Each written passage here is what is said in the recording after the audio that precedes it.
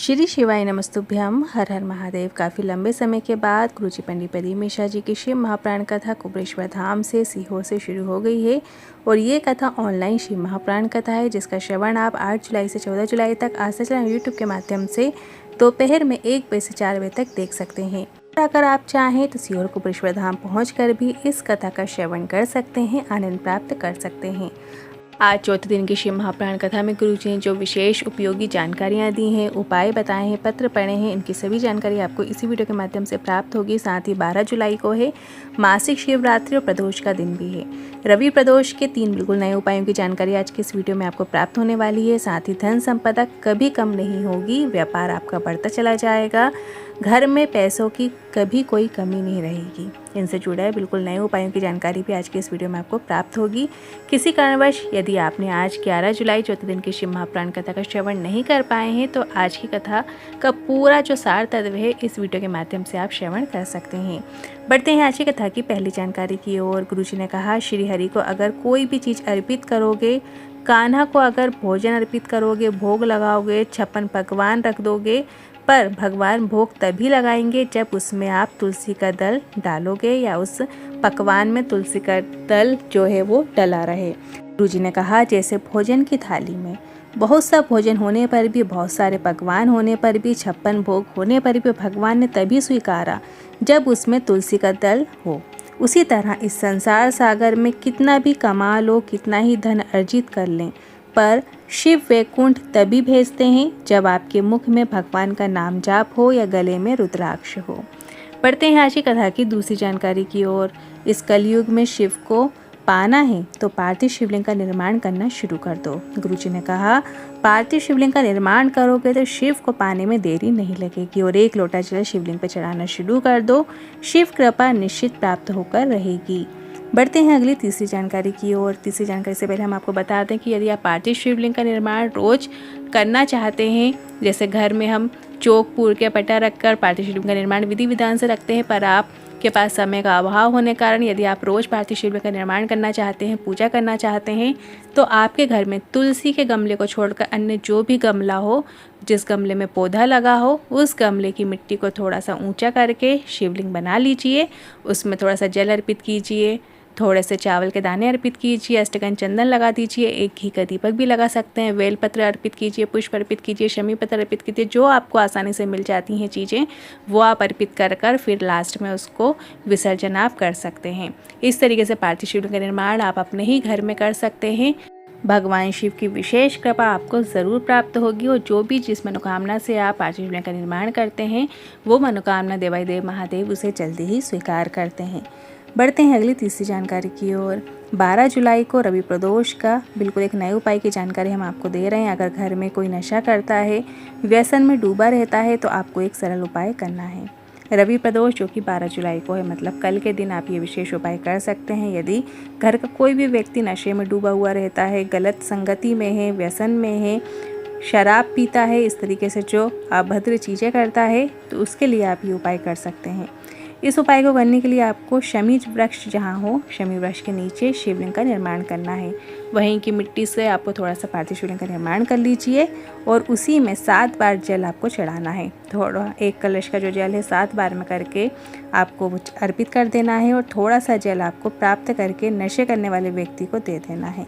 1 बूंद भी यदि आप दे दोगे तो भी पर्याप्त है। ये उपाय आपको रवि प्रदोष के दिन करना है, मतलब कल 12 जुलाई प्रदोष का दिन है, इस दिन शिवरात्रि भी है, तो 12 जुलाई के दिन आप इस विशेष उपाय को ज़रूर कीजिएगा। 1 बूंद जल भी जब आप जो शमी का वृक्ष उसमें जब अर्पित करेंगे तो जो जल का है हल्का सा छींटा आपको ले लेना है और वही 1 बूंद जल आपको उस व्यक्ति को दे देना है। ये उपाय आपको रवि प्रदोष के दिन करना है। 4 से 5 रवि प्रदोष करके देख लो, उस व्यक्ति का नशा जो है वो छूटेगा, उसे नशे से घृणा होने लगेगी, सात्विक जीवन उसका हो जाएगा। बढ़ते हैं अगली चौथी जानकारी की ओर। गुरुजी ने कहा, वो लड़की कभी धोखा नहीं दे सकती जो शिव को भजती हो, शिव को जल चढ़ाती हो, रूखी सूखी खा लेगी पर आपका साथ कभी नहीं छोड़ेगी। ऐसा इसलिए कह रहे हैं क्योंकि आजकल बहुत खबरें सुनने को मिल रही हैं कि कहीं बाथरूम के नीचे डाल दिया, कभी ड्रम में डाल दिया, कभी पहाड़ी में धक्का दे दिया। अब तो हमें भी राघव जी की शादी को लेकर टेंशन होने लगी है। बढ़ते हैं अगली 5वीं जानकारी की ओर। 12 जुलाई को रवि प्रदोष का नया धन प्राप्ति उपाय की जानकारी इस प्रकार है। जीवन में जब कुछ अच्छा नहीं हो रहा हो, कष्ट ही कष्ट है, जीवन में दुख ही दुख माथे पर जब लिखे हों, कष्ट की ज़िंदगी चल रही हो, आपने सब करके देख लिया है, तो रवि प्रदोष के दिन बेलपत्र का वृक्ष एक आपको लगाना है। कल के दिन आपको 12 जुलाई को प्रदोष का दिन है, इस दिन आपको प्रयास करना है कि एक बेलपत्री का वृक्ष आपको अपने घर में लगा लेना है, गमले में लगा लेना है और इसके साथ उसके नीचे दीपक लगाना शुरू करना है। पर जो बेलपत्री का वृक्ष है वो आपको प्रदोष काल के समय लगा लेना है और फिर उसके नीचे आपको एक घी का दिया आपको प्रज्वलित करना है। इस तरीके से रवि प्रदोष के दिन जो भी प्रदोष आती जाएंगी उसमें आपको एक घी का दिया ज़रूर लगाने का प्रयास करना है, जो भी बेलपत्री का वृक्ष आपने अपने गमले में लगाया हुआ है। तो आप जैसे जैसे वो बेलपत्री का वृक्ष बढ़ता जाएगा वैसे वैसे आपके घर में धन की कमी नहीं होगी, ये निश्चितता है। आप फिर आगे बढ़ते ही जाएंगे, जीवन में फिर कभी धन की कमी नहीं होगी, ये निश्चितता है। बढ़ते हैं अगली 6वीं जानकारी की ओर। एक और उपाय है जो कि 12 जुलाई रवि प्रदोष के दिन करने वाला उपाय है। नौकरी की तैयारी यदि आपकी चल रही है, आप यदि किसी इंटरव्यू में जा रहे हैं या कोई एग्ज़ाम आप दे रहे हैं, उसमें आपको सफलता प्राप्त नहीं हो रही, आप दे देकर थक गए हैं पर आपको सफलता प्राप्त नहीं हो रही है, तो ऐसे में रवि प्रदोष के दिन आपको बेलपत्री के वृक्ष के नीचे दीपक लगाना शुरू करना है। देखिए, जो भी प्रदोष के उपाय होते हैं वो प्रदोष काल में ही आपको करना है। ज़्यादातर उपाय प्रदोष के जो भी बताए जाते हैं गुरु जी के माध्यम से वो प्रदोष काल के समय ही करने होते हैं। तो रवि प्रदोष के दिन मतलब 12 जुलाई रवि प्रदोष के दिन बेलपत्री के वृक्ष के नीचे आपको एक दिया आपको लगाना है और उससे आपको सफलता निश्चित ही मिलेगी, आपको लाभ ज़रूर देखने को मिलेगा। प्रदोष का दिन साधारण नहीं होता, चाहे वो कृष्ण पक्ष की प्रदोष हो चाहे वो शुक्ल पक्ष की प्रदोष हो। प्रदोष के दिन आपको प्रयास करना है शाम के समय बेलपत्री के वृक्ष के नीचे एक दिया लगाएं। आप लंबी बाती का दिया भी लगा सकते हैं। बढ़ते हैं अगले विशेष उपाय की ओर। जैसे कि 12 जुलाई को प्रदोष भी है और मासिक शिवरात्रि का दिन भी इसी दिन पड़ रही है। 3 तिथियां एक साथ है, त्रयोदशी, प्रदोष और मासिक शिवरात्रि। बहुत ही विशेष दिन है क्योंकि 3 तिथियां एक साथ एक दिन पड़ रही हैं, तो ऐसे में इस दिन की महत्वता और अधिक बढ़ जाती है। तो भूल से भी अगर कोई मध्य रात्रि में शिवरात्रि के दिन कोई मंदार का पुष्प या आंकड़े का पुष्प जिसे कहा जाता है, उसके साथ में यदि शमी पत्र को मिलाकर अष्टविनायक का नाम लेकर शिवलिंग पे यदि हम अर्पित कर देते हैं तो जीवन के जो कष्ट होते हैं वो दूर होना प्रारंभ हो जाते हैं। अब बढ़ते हैं अगली 8वीं जानकारी की ओर। गुरुजी पंडित प्रदीप मिश्रा जी की जो आगामी शिव महापुराण कथाएं हैं उनकी जानकारी इस प्रकार है।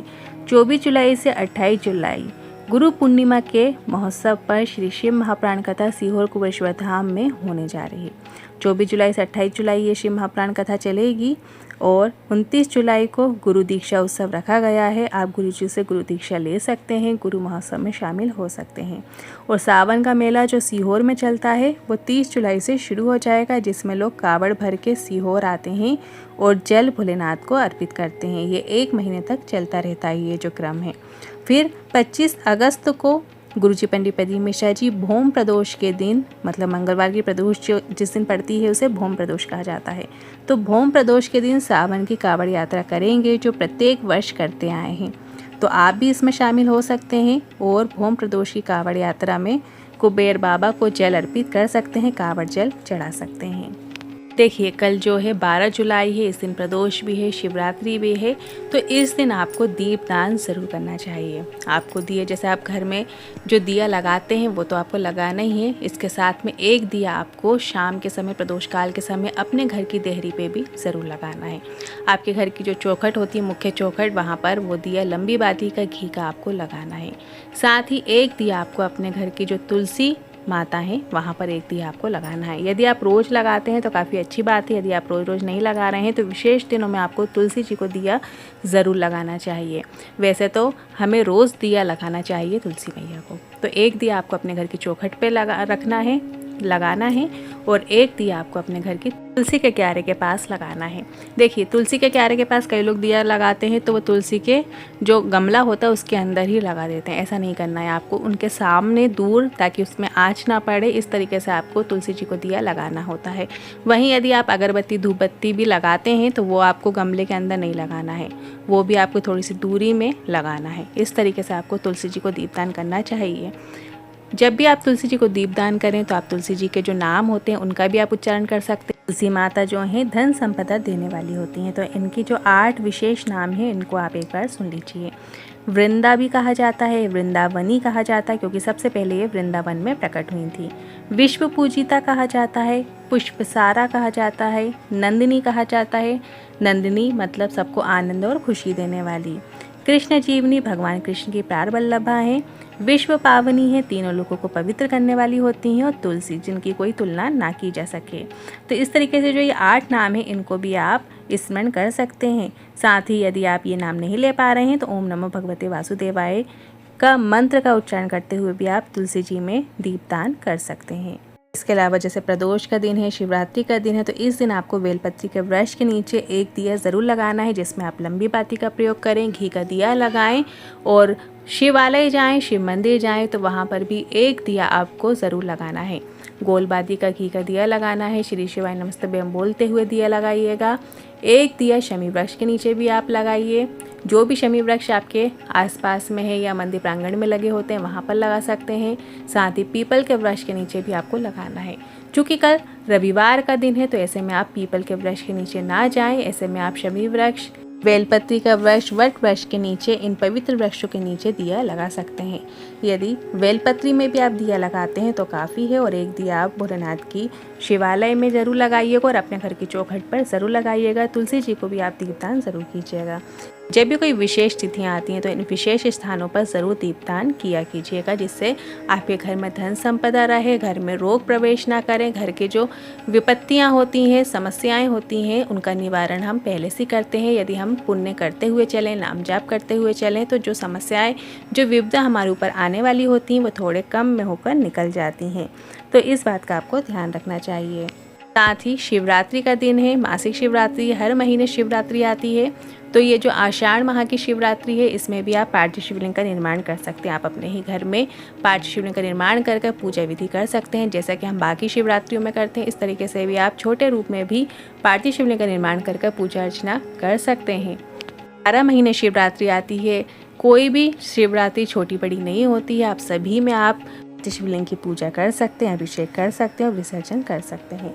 अब मासिक शिवरात्रि पर जो सुरजनी फल के पत्तों पर फूलों के झूमर लगते हैं, आपने देखा होगा जो फलियां आती हैं उसमें जो सफ़ेद फूल लगे होते हैं उनके जो झूमर है, यदि ऐसे 31 झूमर रात्रि को 12 बजे हम यदि शिवलिंग पे अर्पित कर देते हैं या चढ़े हुए झूमर को घर पर लाकर 1.5 लीटर पानी में उबाल कर उससे 250 ग्राम रहने के बाद स्टील के बर्तन में पानी डालकर रखें। फिर उसे मासिक शिवरात्रि की रात्रि पर वापस शिवलिंग पर समर्पित करें।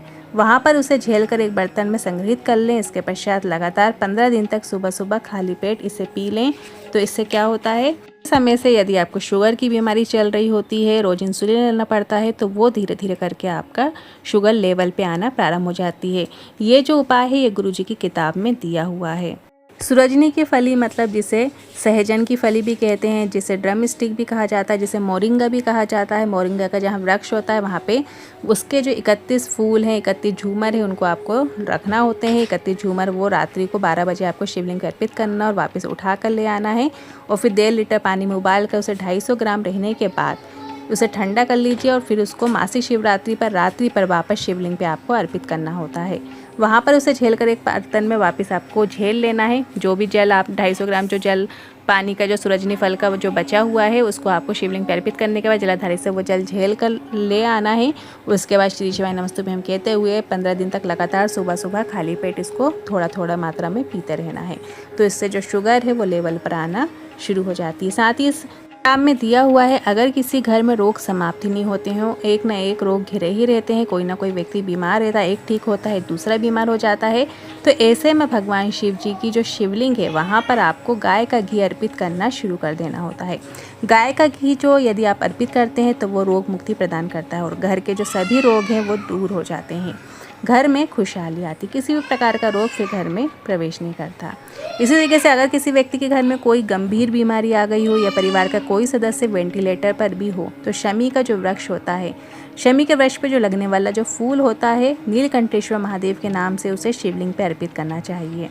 उसके बाद जल अर्पित कर उसमें थोड़ा सा जल लेकर बीमार व्यक्ति के शरीर पर नीलकंठेश्वर महादेव का नाम लेकर लगा देना चाहिए। सबसे पहले आपको जो पुष्प है शमी का वो आपको शिवलिंग पे नीलकंठेश्वर महादेव के नाम से अर्पित करना है। फिर एक कलश जल आपको नीलकंठेश्वर महादेव के नाम से अर्पित करना है। जलाधार से जो जल आ रहा है उसको थोड़ा सा झेल कर आपको बीमार व्यक्ति जो है बहुत अधिक मात्रा में जो बीमार रहता है उसके आपके शरीर पर नीलकंठेश्वर महादेव के नाम से ही लगा देना है। इस उपाय से व्यक्ति शीघ्र ही स्वस्थ हो जाता है।